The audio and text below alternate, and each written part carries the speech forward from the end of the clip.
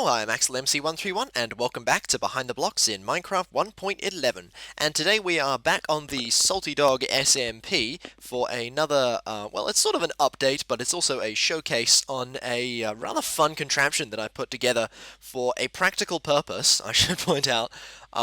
As few of mine have been so far, and I wanted to showcase it today because I'm actually really proud of how well it works. So I'm just going to jump back into first person. Now, since I last made the tour video on the Salty Dog server, a lot has happened. I'm in the spawn town at the moment, and there are a lot of shops at the moment. Well, I'm not going to show you those though. We also have a railway line. This is the railway station in Spawn, and this is a massive project that has been undertaken mostly by Hells and also by a couple of other people. But I'm going to put on the screen right now a map that I made of the rail network as it is at the moment. In like London Underground subway style with all the stations and stuff, but just to give you an idea of the scale of this rail line, and it's absolutely massive. But more to the point, we had a situation where we had various line junctions, three-way and four-way junctions, and we didn't have a practical, easy-to-use way to change the line, with the exception of breaking your minecart and putting it on the new line and then getting back in. So I came up with a solution to this, and I'm going to quickly come down here and show you. So this is the spawn line, and this is a really short line which jumps onto the, I believe that Promi called it the coral loop, which runs between Promi's house and this junction, and then X's house. Now this junction is what I'm here to show you guys today, and this is a four-way rail interchange for jumping between lines. Now as you can see, this main line is continuous, so we've got a point here, which, oh, I'm going back now. No, minecart, come back. It's alright, it won't get up the hill. Not whether it's not got me in it. Okay, probably should have jumped out first. So this is the main line, and this runs all the way down to X1M4L's station and junction, and then runs to the other end of the coral loop, which comes back around that way. It's fairly intense, I'm not going to lie, but I'm going to try very hard not to explain the system itself. This is what I have to show you. So this is a four-way interchange for changing between the adjoining rail lines. So this way goes to Lee's house, to First Gen Gamer's house, and that way goes to the Promi line or the coral loop. So, this is a very simple system for changing your minecart between them without getting out or having to break it or anything like that. Basically, the way it works is that if you want to go from the main line onto one of the side lines, all you have to do is hit the corresponding button and it will change the track and push you off in that direction. And I'm going to try and demonstrate that for you here without getting pushed off. So say I want to just keep going on, all I would do is just hold the forward button and I would keep going. Now, if I wanted to change to, say, the coral loop, I would maneuver my minecart in front of this piston and then press that button, change to the coral loop rail line. And it would shunt me off to the side, and suddenly I'm on the coral loop line. Right, come back. Nope. There we go. It's a little bit fiddly. Now, controversially, if I jump on... controversially, that's not really the word I want. The other way around as well. It works. If I'm on the coral line and I want to jump onto the main line, all I have to do is just let it go on, and it'll push me straight back onto the main line. And just in exactly the same way, if I want to go onto the first gen line, all I've got to do is stand in front of this piston, and it'll push me over and set me off on my way. Come on. Oh dear. This one's got the powered rail a little bit closer together, so... let's just pretend that never happened. But once again, if I just come back this way, then it works just as well. It'll come straight back. We eat some chicken, come all the way back, and then shunt me onto the main line. Simple as that. So, that is the pretense of it. There's also a three-way one, which is further up the line off to the Skyplex station, which the Skyplex does have a railway station now. It's pretty awesome. And that is actually even simpler than that. It's exactly the same principle, but you just take out half of it because there's only half as many sidelines going off. But that is the system in practice, and so far it works really, really well. And if you have like several people coming through fairly quickly on one of the sidelines, it can actually shunt them to the main line fairly rapidly. It doesn't need a long cooldown. So I'm going to jump into my single player world and show you a demonstration of the redstone behind it. Okay, so this is a explanation of how this works, and I'm usually I have like a bare bones skeletal version of the redstone mechanics, but there actually isn't that much to hide. So the only really things are these redstone repeaters and redstone dust under these slabs. Other than that, everything is open to view and doesn't really need to be hidden. So I'm going to try and take you through this bit by bit and show you and demonstrate how it works. But the key thing to remember is that this initially had a setup where basically we had this line with some redstone, some powered rail, which was turned off, and basically when you got to this point with a junction, it would stop you, and if you wanted to go onto one of the other lines, you had to get out, break your minecart, put it on the new line, and then go on your way. Now, this setup is, it's not very neat, I don't think, but I think it actually looks kind of nice, especially when we're doing this in an underground tunnel. It's not too claustrophobic when you're sitting here. It's actually, you can see fairly well down each of the directions. So the principle of how this works is that you can actually move rail sideways. Now, I don't know how long this has actually been in. I think it used to be that you couldn't move rail, or when you did, you would try and break it. Now, it is still the case that if you try and move rail with a piston, vertically, it will break. So if you try and move it up or down, or pull it up or down, the rail will just break and won't move. But you can move it sideways. And using this, I've basically made what is effectively a junction that will automatically send you off in the way. Now, this powered rail is normally off if we come in from one of these directions, and it will stop you. It'll bring you to a stop fairly quickly. Now, if you want to carry on, you just have to hold W, and it'll push you on your way. But if you want to change line, you press this button, and what it does is it pushes this piston, and it pushes this powered rail off to one side. Now, when it does that, because there's a redstone block here, that powered rail will become powered, and it'll send you off in this direction because there's a block here. Now, as most of you should know, if you have a powered rail there and a block to one side, it'll automatically try and put a minecart, if you put a minecart there, automatically send it in the other way. It's sort of like it's bumping off the block here, if you get my meaning. You probably know this. It's a fairly well-known mechanic. Now, what that means is that if you have a minecart here, and I press this button, it'll push the rail over, and it'll push the minecart with it. This will become powered, and the minecart will suddenly go, oh, I'm on a powered rail with a block there, and go this way. And off it goes in the direction of this spur line. Now, the same thing is true on the other side. This is literally just a rotation of the exact same thing, but I'm just going to try and show you one part of the mechanic.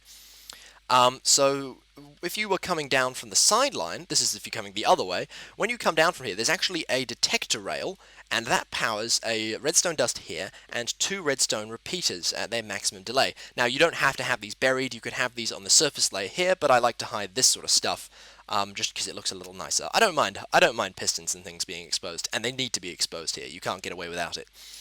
But basically what happens is that as you go over that detector rail, it sets a timer which runs and powers this piston, and it's timed so that, assuming you're moving fast enough in your minecart, as you come over here, it activates, and by the time you get to about here, this piston will extend, your minecart will fall off the track, and the piston will immediately push you and your minecart onto the main line. So I'm going to try and demonstrate that if I just grab a minecart. So I'm going to try and demonstrate both those things. Now let's say I want to change to the line, so I'm just going to go into third person to give you a better view. If I come up here, it'll stop me there. So if I want to carry on, I just press W, but if I want to change line, hit the button, and it pushes me over and sends me off on my way automatically. Now if I come back from one of the spur lines, there you go. It pushes me back onto the main line, and I can then carry on the main line in either direction, or if I wanted to change over to the other spur, as this is still a 4-way junction, I just move over here, hit the other button. Oh yeah, and you have to be sort of lined up. If you're too far that way, it won't move you because that block's in the way. So that's something to bear in mind. But it actually doesn't matter if you're like here. It's usually still close enough to send you on your way, just a little slower. And there you go. Simple as that. Pretty neat, huh? Okay, so I'm just run this minecart back over here. And now I'll get into a tutorial to show you guys exactly how to build this for yourself. Okay, so here is the area that I have set out for you guys to practice building this for your own worlds, and I've got a list of all the blocks you're going to need here. So of course you're going to need 3 different types of rail: the regular rail, powered rail, and detector rail. You're also going to need both types of pistons, a button or other type of triggering device, blocks of redstone, redstone repeaters, and redstone dust. And then block of your choice, a slab of your choice if you want to cover up those like the way that I have, and then of course minecarts. And you probably, depending on how you're going to set this up, especially if it's on a multiplayer server, you might need several of them, but everyone can provide their own minecart. Anyway, now before we begin, I'll just give you one more show of how the original setup for this system was. In the Salty Dog server, before I put in that interchange, what we had was 3 powered rail like that, and then 2 regular rail going into it. So basically, if you came from one of the spur lines, it would just put you onto the main line. But if you wanted to change from the main line to one of the spur lines, you had to actually run up here, it would stop you, get out of your minecart, break your minecart, pick it up and place it on one of the spur lines, and then go off on your own way. Really, really annoying, right? So that is the problem that we've managed to solve here, although I hope we've managed to solve here.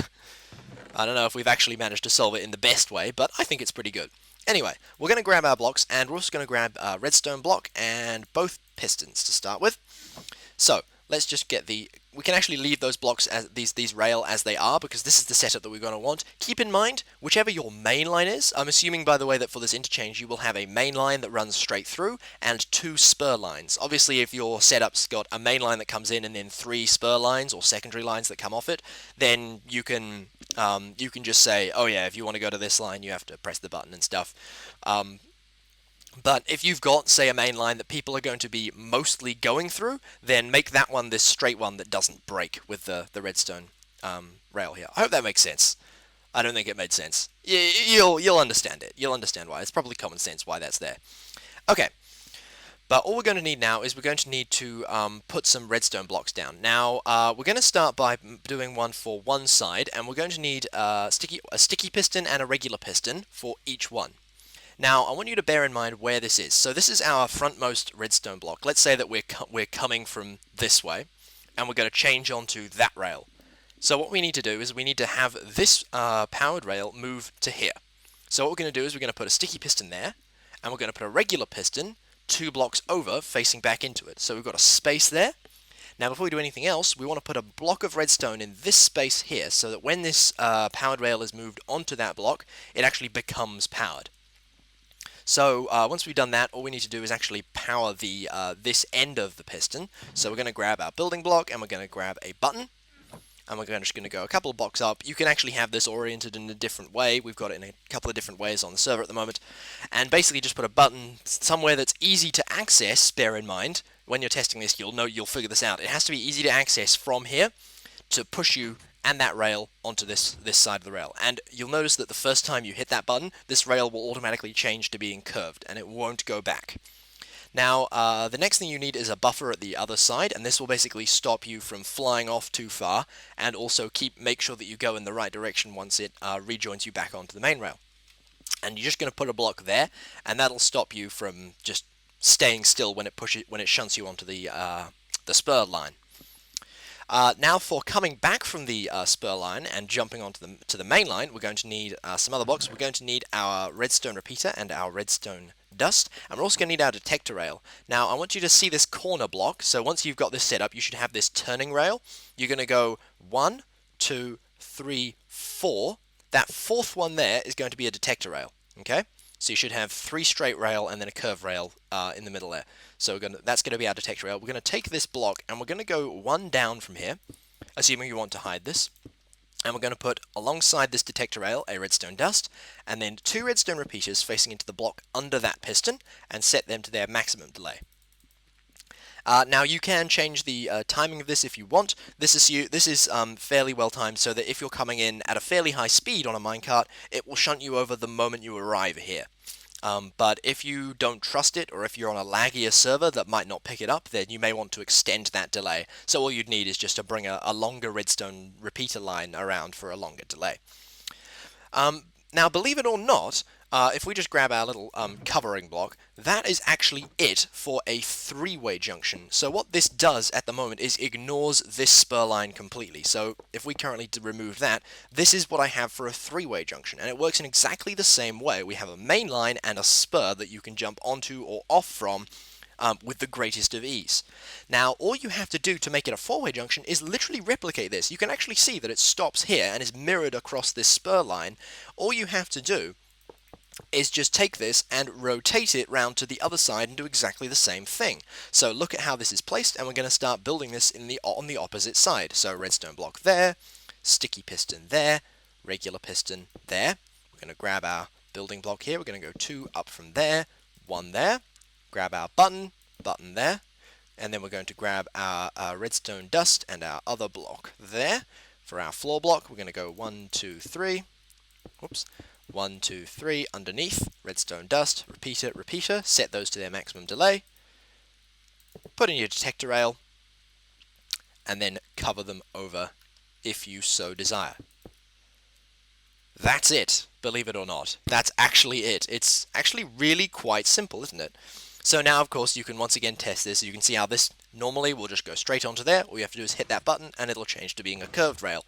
And that's completely set up. Everything is now in operation.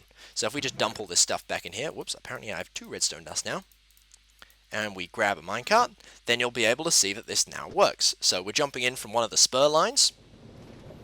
It'll shunt us onto the main rail. If we want to go back, just hit the button again, and it'll send us back on our way. Easy peasy. And then if we wanted to jump to the main rail, we can go in either direction, this way, or this way. Whee! There we go. Or we can jump to the other spur by just shifting our minecart across, pressing the button, and now we're on the other spur. And then we can go all the way back onto the main line, shift over here, press the other button, go back to the other spur. And we're back where we started. How neat is that? Pretty cool, huh? So, yeah, I hope that you guys have enjoyed this video and that you will find practical uses for it, and I'm really happy that I actually found a practical use for this. And this is actually one of the few creations that has been, this is a necessity is the mother of invention type thing, where we actually needed something and we created a system to solve it, and I'm really happy that we managed to do that. Yeah, I hope that you guys will actually enjoy this as much as I did. I actually really enjoyed building this, and I've been having a lot of fun just using the rail line now. It's heaps of fun. It's heaps of fun, trust me. But yeah, that's all I have for you guys today, so if you liked, please leave a like. If you want to see more, then subscribe and stay tuned. And if you have any comments, feedbacks, or thoughts, then leave them in the comments below, as you should in any situation, of course. But yeah, that's all I have for you guys today, so thank you very much for watching. I've been AxelMC131, and I'll see you next time.